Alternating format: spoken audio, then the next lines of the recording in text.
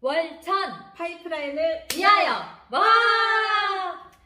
바쁘게 지냈습니다. 지난주에 우리 대표님과 제가 열심히 일을 해서 계약서를 많이 썼는데 그 중에 하나가 그 계약금을 건네간 상태에서 일명 가계약금이라고 하죠. 건네간 상태에서 들어오실 분이 문제가 생겨서 못 들어오게 되셨어요. 네. 그래서 이제 그 임대인분이 계약금을 돌려주느니 임차인분은 또 뭐 못 받으면 안 된다느니 막 이렇게 해가지고 시끄러워가지고 그거를 저희가 좀 해결을 해드렸습니다. 뭐 어떤 문제든지 해결하기 위함은 원칙이 있어야 되는데 저희가 상식적으로 지금 어떤 관리에 따라서 그 가계약금의 성격이 어떠냐에 따라서 돌려받을 수도 또는 못 돌려받을 수도 있습니다. 그래서 그거에 대한 그 성격을 좀 오늘 다루어 드리려고 해요. 집을 보시고 난 다음에 집이 마음에 들어서 계약을 하고 싶어요 라고 이야기를 하셨을 때 대표님 어떻게 진행을 하세요? 보통 이제 그 집이 마음에 들면 그 집에 대한 등기사항 증명서를 먼저 떼서요. 네네. 소유자 확인하고 소유자 그리고 확인하고 1분 안에 근저당권 설정, 압류, 가압류가 있는지 뭐 기타 사항 보고 뭐 근저당 설정이 없다면 뭐 없는 상태로 깨끗한 상태로 그리고 근저당 설정이 있다면 그 우리가 문구 왔다 갔다 하는 데에다가 이제 적어야 되는데 계약의 조건이 그렇죠. 조건을 적는데 등기사항 증명서에 있는 소유자 집주인이잖아요. 네네. 집주인의 계좌를 먼저 받아요. 네네네. 계좌를 받아서 그 계약금의 일부든 뭐 가계약금이든 그 소유자 명의로 넣는데요. 네. 그 이전에 네. 저희가 이제 문구를 씁니다. 계약 이제 진행 사항을 이제 쓰는데 거기에 이제 그 소재지 뭐 매매면 매매, 전세면 전세, 계약의 조건을 이제 대금을 쓰고요. 네. 계약금, 중도금, 잔금, 일시까지 구체적으로 좀 씁니다. 네. 그리고 이제 두 분의 이제 특약 사항이 있을 거 아니에요. 그렇죠. 원하는 사항. 그렇죠. 본인들이 임대 원하는 같은 경우 특약 사항들. 매매 같은 경우는 굉장히 간단한데 임대 같은 경우는 두 분이 이제 원하는 사항들이 좀 있어요. 그렇죠. 여기 세종시 같은 경우는 3종 세트 있잖아요. 애완동물 사육 금지, 뭐 벽걸이 TV 설치 금지, 실내 흡연 금지, 뭐 이렇게 있어요. 네, 맞아요. 그거를 꼭 써서 주기를 임대인들이 원하기 때문에 네네네. 그거를 쓰고 임차인 같은 경우는 이제 좀 오래됐으면 그 집에 도배를 해달라고 한다든가 뭐 이런 경우가 있죠. 네네. 그리고 근저당권 설정이 있으면 요즘 깡통 전세 때문에 이제 그 금액을 채권 최고액을 뭐 줄여달라 아니면 전체 융자 상환하고 말소해달라 뭐 그런 것까지 자세하게 좀 씁니다.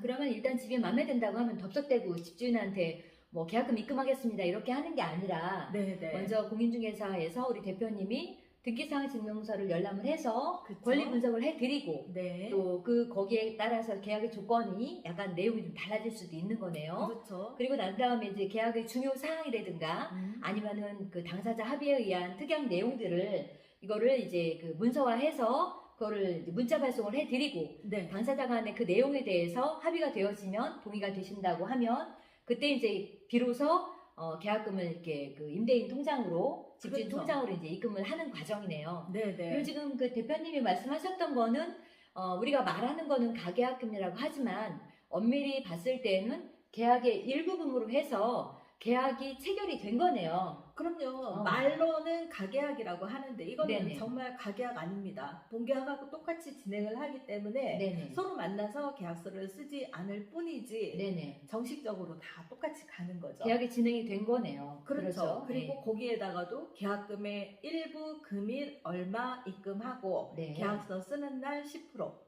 나머지를 계약금을 내기로 한다. 뭐 이런 식으로 쓰죠.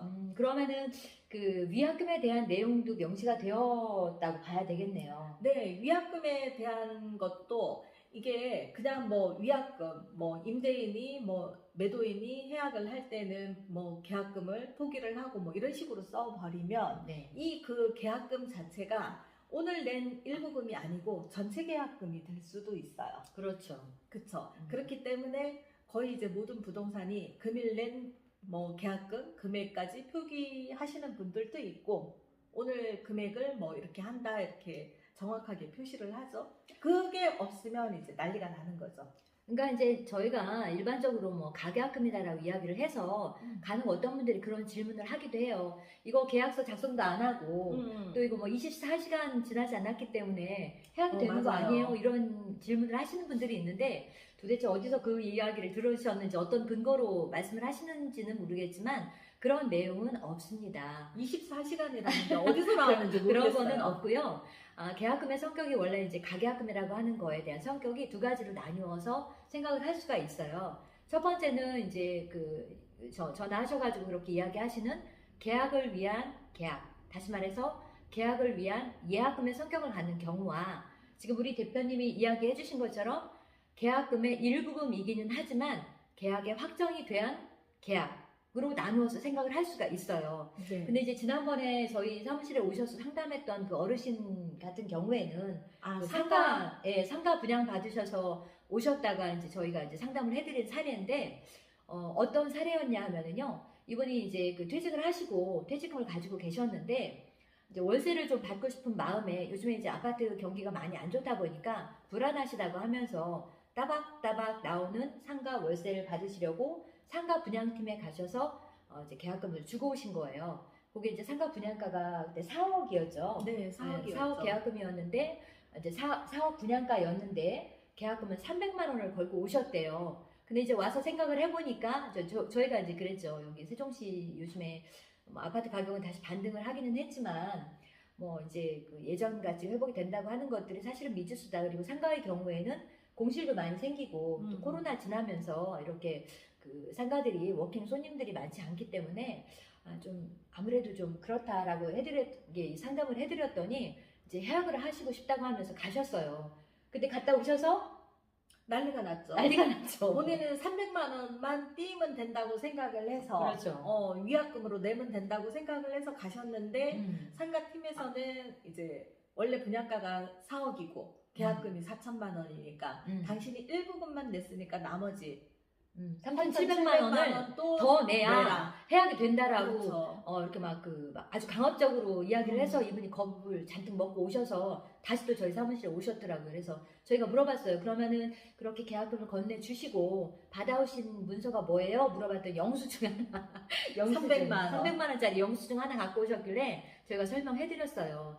어르신 이거는 이제 그 계약금의 일부이긴 하지만 계약금이라고 볼 수가 없습니다. 왜냐하면 목적물에 대한 특정, 계약의 조건, 또 중도금 잔금에 대한 내용, 그리고 이제 특약에 대한 그런 것들이 명기가 안 되어 있기 때문에 이거는 계약을 위한 예약금의 성격으로 이거는 이제 예를 들어서 포기를 하신다고 하면은 300을 포기를 하시는 거고 만약에 이것들이 이제 뭐 마음에 안 들어서 본계약에 대한 이제 특정되지 않는 본계약이기 때문에 계약금을 돌려받으실 수가 있습니다라고 말씀을 드렸어요. 그렇죠. 300만 원 받으실 네, 수 그래서 있죠. 이제 저희가 이렇게 말씀을 드렸더니 이분이 저희한테 막 같이 가자고 막 이렇게 이야기를 하시는데 같이 갈 수는 없죠. 저희가 거기 나설 수는 없죠. 맞아요. 왜냐하면 저희도 이제 저희가 해드린 게 아니니까. 해드린 것도 아니고 또 이제 상가 분양팀에서의 입장도 있고 하기 때문에 저희가 이제 같이 가드릴 수는 없었고 단지 근거가 되는 내용들은 이야기를 해드렸어요. 그래서 이분이 막 이렇게 메모하고 적으셔가지고 다음에 오셨어요. 음료수 사가지고 고맙다고